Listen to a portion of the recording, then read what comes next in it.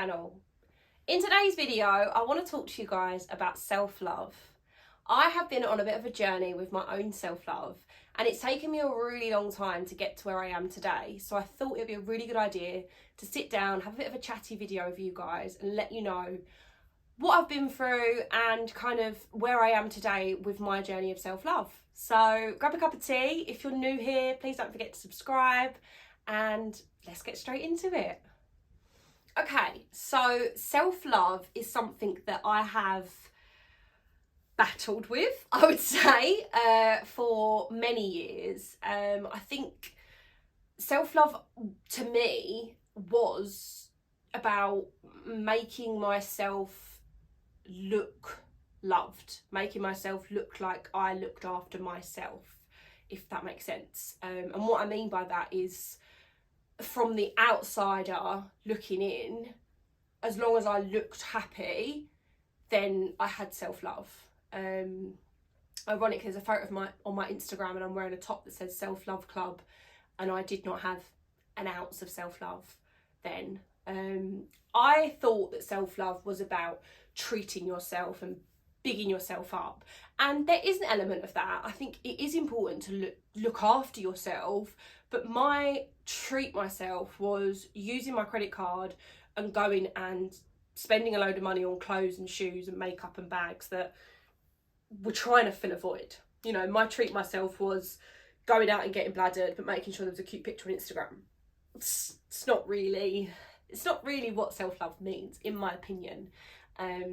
You know, I used to think that if other people thought I was good, then I was good, even though I wasn't.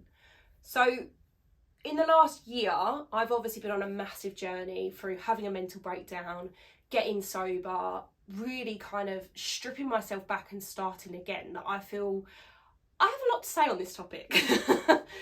For me now, self-love isn't just about self-care, and, you know, don't get me wrong, I think it's really important that part of your self-love is having your favourite moisturiser, you know, treating yourself, even if it is a little bit more expensive, saving up for a little bit longer to have nice things, I do think is an element of self-love, but that can't be where it starts and where it begins. Self-love has to come from within, and the only way you can really learn to love yourself is to get really honest with yourself and learning what you don't like about yourself. You know, I think for me, through recovery, I've spent quite a lot of time looking at like my character defects and who I am at the core and what my morals look like and who I stand for as a person.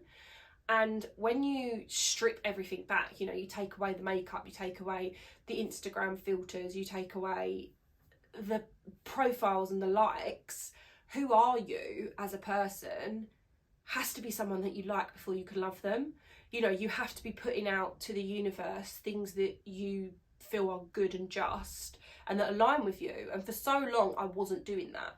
You know, for me now, I really struggle with other people being unhappy and knowing that I can't help them. You know, before I would do everything in my power to make other people happy because I didn't want to look after myself. Whereas now, you know, I will help anyone and their wife, I would help. But I've learnt not to take from my pot anymore. You know, you can't pour from an empty cup, as they say. And for me, I was doing that. You know, now self-love for me is saying no.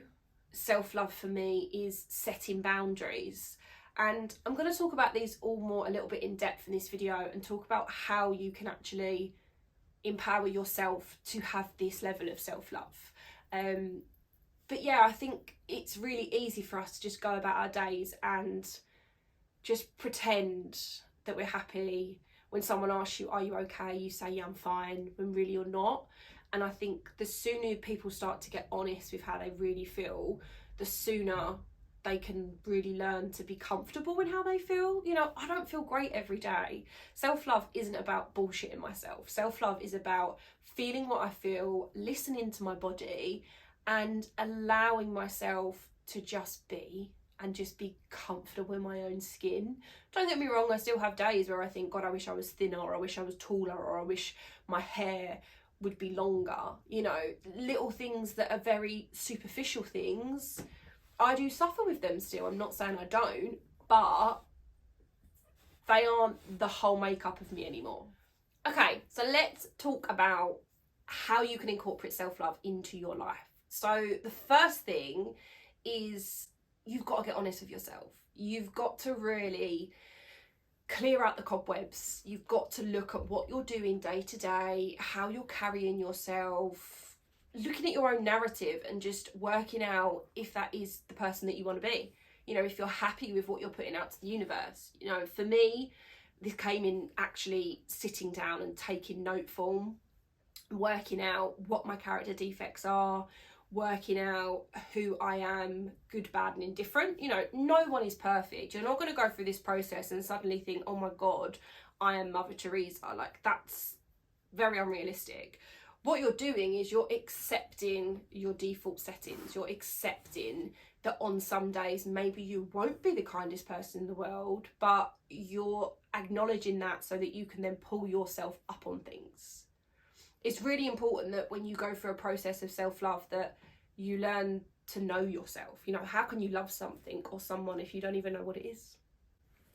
So the next step is setting boundaries. Now, the only way you're going to really look after self is if you have enough time for yourself.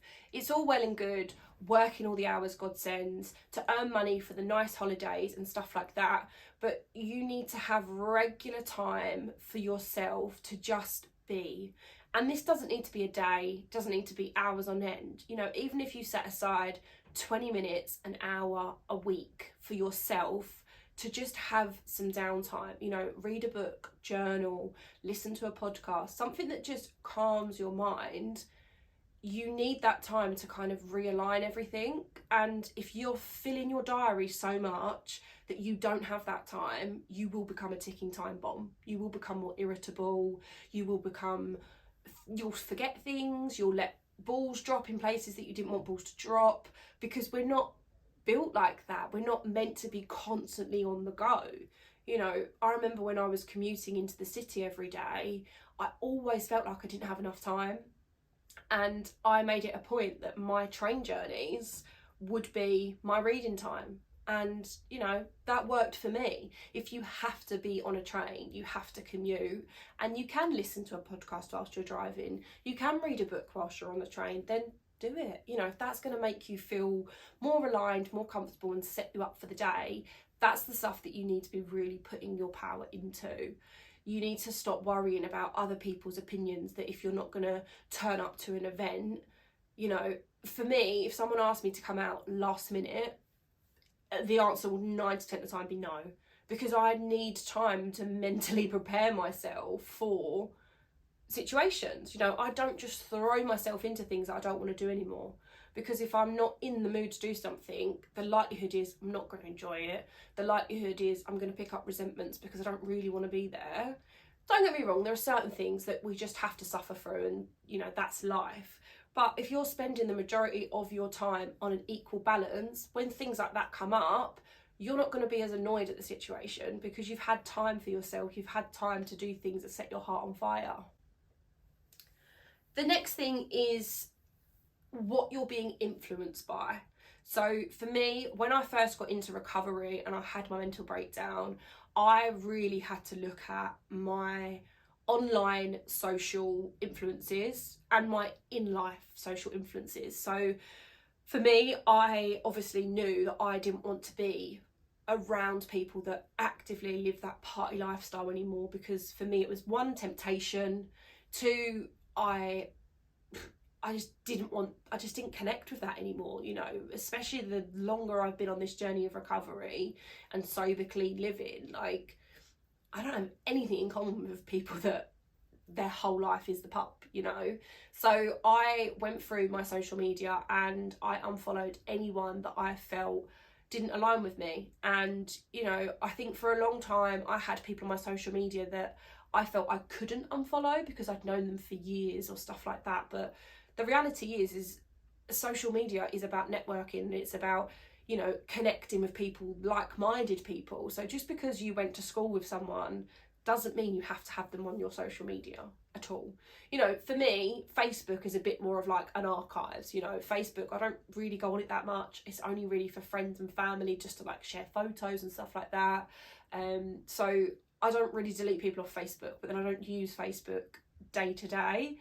Whereas Instagram, I will scroll through, and TikTok, I will scroll through quite religiously. And, you know, I will doom scroll. And if I'm doom scrolling and there's not positive influences on that doom scroll, then we all know how that's going to lead.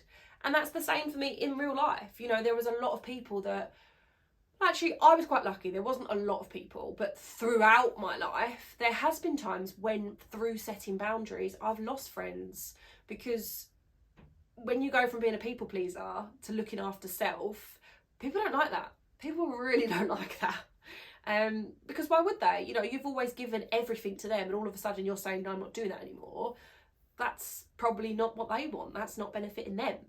So yeah, I think if you're going on a journey of self-love, be patient with yourself, because for so long, I mean, I was speaking to one of my clients earlier about the fact that, and I actually made an Instagram post about it, the fact we grew up in a culture.